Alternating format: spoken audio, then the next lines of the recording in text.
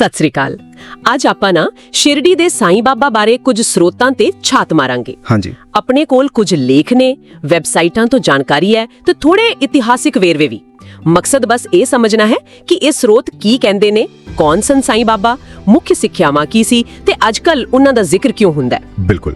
ਦੇਖੋ, ਇਹਨਾਂ ਸਰੋਤਾਂ 'ਚ ਨਾ ਉਹਨਾਂ ਦੇ ਜੀਵਨ ਦੇ ਕੁਝ ਪਹਿਲੂ, ਉਹਨਾਂ ਦੀਆਂ ਸਿੱਖਿਆਵਾਂ, ਲੋਕਾਂ ਤੇ ਕੀ ਅਸਰ ਪਿਆ ਤੇ ਕੁਝ ਮੌਜੂਦਾ ਮੁੱਦੇ ਜਾਂ ਘਟਨਾਵਾਂ ਉਹਨਾਂ ਬਾਰੇ ਪਤਾ ਲੱਗਦਾ ਹੈ।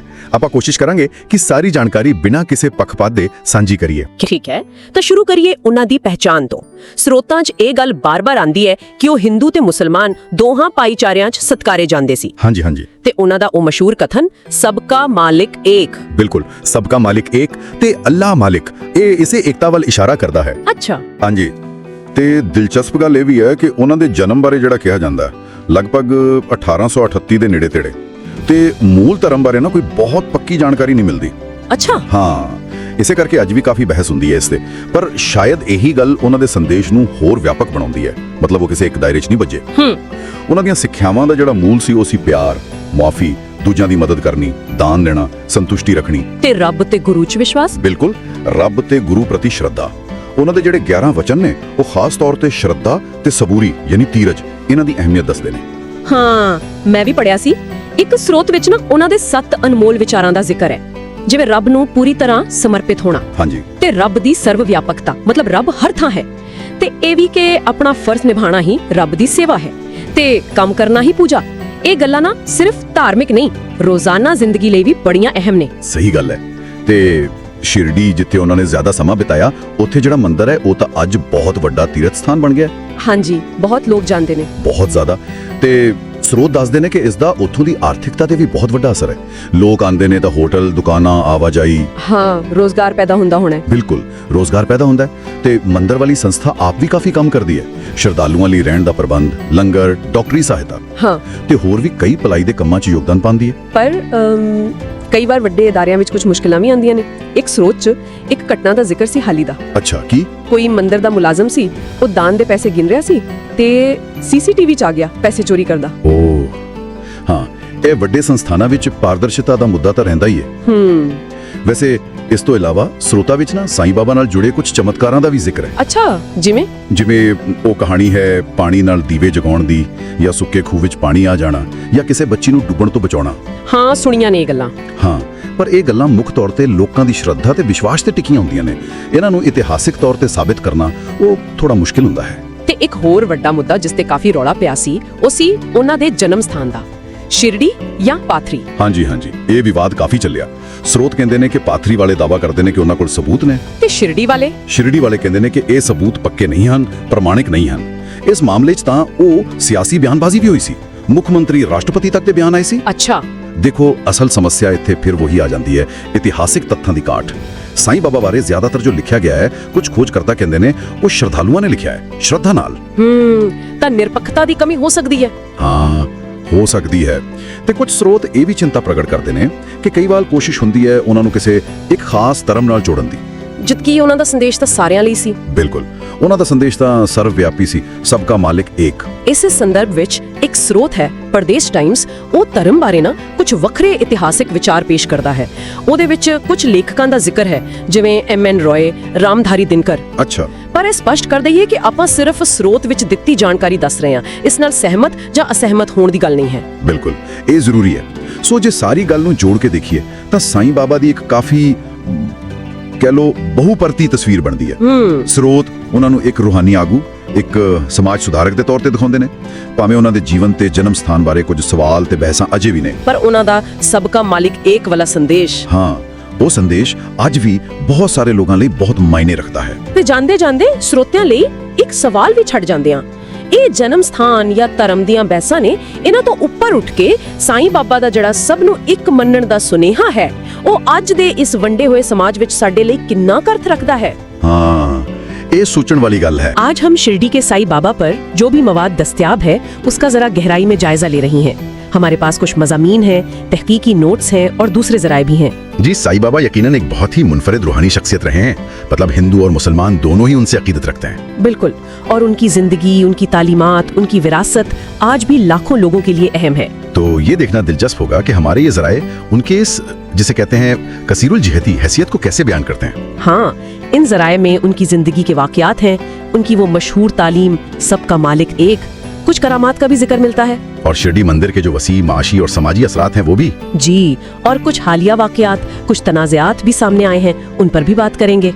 तो आइए शुरू करते हैं। बिल्कुल, मकसद यही है कि इन मालूमात की रोशनी में साईं बाबा की शख्सियत, उनके पैगाम की असल रूह और आजकल उनसे जुड़े जो मामलात हैं उन्हें समझने की कोशिश करें। तो शुरुआत उनकी जिंदगी से करते हैं। ज़राए ये बताते हैं कि पैदाइश का साल शायद 1838 के आसपास। इस पर पूरी तरह यकीन नहीं है। जी हाँ, ये थोड़ा गैर यकीनी है, लेकिन वफात की तारीख वाज़ेह है, 15 अक्टूबर 1918। और वो शिरडी में कम उम्री में ही आ गए थे। हाँ, और ये जो उनकी शिनाख्त का मामला है, ये हमेशा से मतलब दिलचस्पी का बाइस रहा है।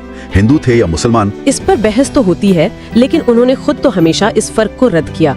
सबका मालिक एक या अल्लाह मालिक, ये बातें वो करते थे। बिल्कुल, और उनका रहना भी द्वारका माई नामी एक मस्जिद में था, जो खुद एक तरह से मजहबी हमाहंगी की बड़ी मिसाल है। एक और बात जो ज़राए में मिली वो काफी हैरान कुन है कि कुछ रिवायात कहती हैं कि वो 1857 की जंगे आज़ादी में रानी लक्ष्मीबाई की फौज में भी शामिल थे। जी, ये पहलू आमतौर पर ज्यादा सुनने में नहीं आता। अच्छा, अब इनकी तालीमात की तरफ आए। बुनियादी तौर पर क्या पैगाम था उनका? देखें, असल निचोड़ तो वही है, मोहब्बत, रहम, दूसरों की खिदमत, बर्दाश्त, माफ कर देना, अमन और सबसे बढ़कर खुदा पर पुख्ता यकीन यानी भक्ति। हाँ, और वो जो उनके 11 वचन और 7 अनमोल विचार मशहूर हैं, उनका खुलासा भी यही निकलता है ना? जी बिल्कुल, खुदा पर मुकम्मल भरोसा यानी श्रद्धा, सब्र जिसे वो सबूरी कहते थे, पूरी लगन से इबादत, ये मानना कि खुदा हर जगह है, सब कुछ जानता है, और अपनी अना, अपनी मैं को खत्म करना, मोहब्बत और अना का फर्क समझना, अपने दिन को मोहब्बत से गुजारना, और ये कि अपना फर्ज निभाना ही खुदा का हुक्म है और जो काम आप कर रहे हैं वही इबादत है।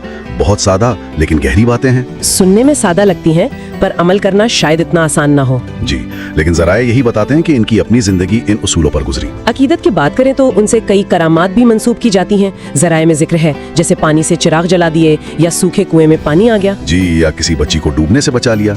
अब जाहिर है ये अकीदे की बातें हैं, इनकी साइंसी तौसीक तो नहीं हो सकती। लेकिन अकीदत आज भी कायम है। लाखों लोग हर साल शिरडी जाते हैं। हाँ, और एक दिलचस्प बात जो ज़राए में मिलती है वो खिचड़ी की है। कहा जाता है कि वो उनका पसंदीदा प्रसाद था, जो खुद कितनी सादा ग़िज़ा है। और ये कि मंदिर में हर मजहब के लोग जा सकते हैं, पूजा कर सकते हैं, ये भी अहम है। अब जरा शिरडी मंदिर की बात करते हैं। ये तो एक बहुत बड़ी ज़ियारत गाह बन चुका है। जी हाँ, और उसका मकामी मौशियत पर जो असर है वो तो बहुत ही ज्यादा गहरा है। बिल्कुल, ये सिर्फ एक मजहबी मरकज नहीं रहा, ये एक पूरा मुआशी निजाम बन गया है। होटल, दुकानें, ट्रांसपोर्ट, तामीरात, और फिर मंदिर का अपना इंतजाम, उसमें भी हजारों लोग काम करते। ज़राए इस पूरे नेटवर्क का एक खाका देते हैं। मुआशियत के साथ साथ समाजी खिदमात भी हैं। ट्रस्ट अकीदतमंदों के लिए रहने का इंतजाम करता है, लंगर चलाता है, तिब्बी सहूलियात भी देता है। और उसके अलावा फलाही काम जैसे तालीम, सेहत और कुदरती आफात में मदद वगैरह भी शामिल है। लेकिन जाहिर है, जहाँ इतना बड़ा निजाम हो वहाँ कुछ मसाइल भी पेश आते हैं।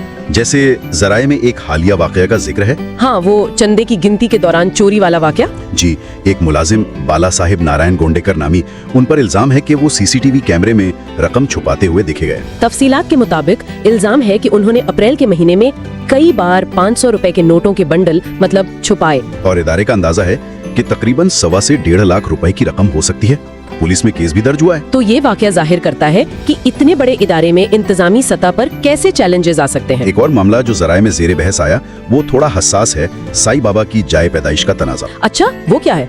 महाराष्ट्र में एक जगह है पाथरी, वहाँ के लोगों का दावा है कि साईं बाबा वहाँ पैदा हुए थे और उनके पास उसके कोई 29 सबूत भी हैं। ओहो। जबकि शिरडी वाले तो यही मानते हैं कि वो शिरडी में ही जाहिर हुए थे। जी, शिरडी वाले इस दावे को नहीं मानते।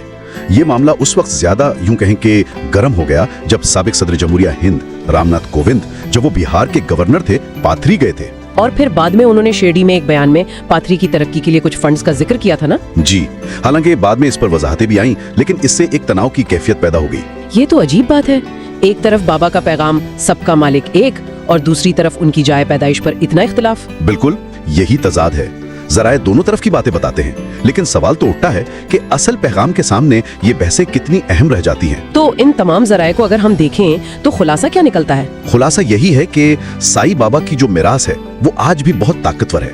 और उसकी बुनियाद मोहब्बत, खिदमत और बर्दाश्त पर है। और शिरडी मंदिर सिर्फ एक रूहानी जगह नहीं बल्कि एक बहुत पेचीदा समाजी और माशी निजाम भी बन चुका है जी, जो अकीदत के साथ साथ इंतजामी चैलेंजेस और कभी-कभी ऐसे तनाज़ात को भी सामने लाता है। ये दिखाता है कि वक्त के साथ कैसे एक रूहानी शख्सियत की मीरास मुख्तलिफ शक्लें इख्तियार कर लेती है। और शायद सबसे अहम सवाल जो इन ज़राए को पढ़कर जहन में आता है वो ये है कि क्या ये जो शदीद अकीदत है उससे जुड़ा ये बड़ा मुआशी निज़ाम और ये जो कभी कभी तनाज़ात उठ खड़े होते हैं, क्या ये सब हमेशा साईं बाबा की जो बुनियादी सादा तालीमात थीं, मोहब्बत, सादगी, खिदमत, सबका मालिक एक, क्या ये उनकी असल रूह से पूरी तरह हमाहंग हैं? ये वाकई एक गौरतलब नुक्ता है, इस पर सोचा जा सकता है। दोस्तों, वो ज्ञान हाजिर है जिसका इंतजार था। नमस्ते। क्या आप जानते हैं कि शिरडी के एक फकीर जिन्हें आज दुनिया साईं बाबा के नाम से पूछती है, वो कौन थे? उनका असली नाम, उनका धर्म, उनका जन्म स्थान आज तक एक रहस्य है। वो एक मस्जिद में रहते थे जिसे वो द्वारका माई कहते थे और उनके माथे पर हमेशा तिलक लगा होता था। ये कहानी है एक ऐसे संत की जिन्होंने सबका मालिक एक का संदेश देकर दुनिया को प्रेम और एकता का पाठ पढ़ाया। साईं बाबा करीब 1858 में महाराष्ट्र के शिरडी गांव में आए थे। तब वो सिर्फ 16 साल के एक युवा थे। किसी ने उन्हें एक नीम के पेड़ के नीचे समाधि में लीन देखा। कड़कती धूप, तेज बारिश और कड़ाके की ठंड में भी वो तपस्या करते रहे। उनकी इस कठोर तपस्या और शांत स्वभाव को देखकर गांव वाले हैरान थे। कुछ लोग उन्हें पागल समझते थे तो कुछ उन्हें दिव्य पुरुष मानते थे। धीरे धीरे उनकी ख्याति फैलने लगी। बाबा का जीवन बहुत ही सरल था। वो भिक्षा मांगकर अपना गुजारा करते थे और जो भी मिलता उसे जरूरतमंदों में बांट देते थे। उनकी द्वारका माई एक ऐसी जगह थी जहां हिंदू और मुसलमान दोनों ही समुदायों के लोग एक साथ आते थे। वो हिंदुओं के साथ दिवाली मनाते और मुसलमानों के साथ ईद। उन्होंने कभी किसी को धर्म के आधार पर नहीं तौला। उनके लिए सबसे बड़ा धर्म इंसानियत और प्रेम था। साईं बाबा के चमत्कारों की कहानियां आज भी घर घर में सुनाई जाती हैं। कहते हैं उन्होंने पानी से दिए जलाए थे। एक बार दिए जलाने के लिए तेल नहीं था तो उन्होंने कुएं से पानी निकाला और उसे तेल की तरह इस्तेमाल कर दिए जला दिए जो पूरी रात जलते रहे। एक और चमत्कार है उनकी उड़ी या भभूत का। द्वारका माई में एक धुनी हमेशा जलती रहती थी जिसकी राख को बाबा उड़ी के रूप में अपने भक्तों को देते थे। लोगों का विश्वास है कि इस उड़ी में हर बीमारी और हर मुश्किल को दूर करने की शक्ति है। बाबा हमेशा कहते थे श्रद्धा और सबूरी यानी विश्वास और धैर्य रखो। उनका मानना था कि अगर आपके मन में अटूट श्रद्धा है और आप मुश्किल समय में धैर्य बनाए रखते हैं तो कोई भी बाधा आपको तोड़ नहीं सकती। उन्होंने अपने भक्तों को सिखाया कि ईश्वर हर कण में है और दूसरों की मदद करना ही सबसे बड़ी पूजा है। 15 अक्टूबर 1918 को साईं बाबा ने अपना शरीर त्याग दिया, लेकिन वो आज भी अपने भक्तों के दिलों में जिंदा है। उनका समाधि मंदिर जो शिरडी में है आज एक महान तीर्थ स्थल बन चुका है। वहां जाकर एक अजीब सी शांति और सकारात्मक ऊर्जा का अनुभव होता है जिसे शब्दों में बयां नहीं किया जा सकता। साईं ने हमें सिखाया कि धर्म हमें जोड़ना सिखाता है, तोड़ना नहीं। वादा है अगला वीडियो 2 गुना मजेदार होगा। जल्दी सब्सक्राइब करें।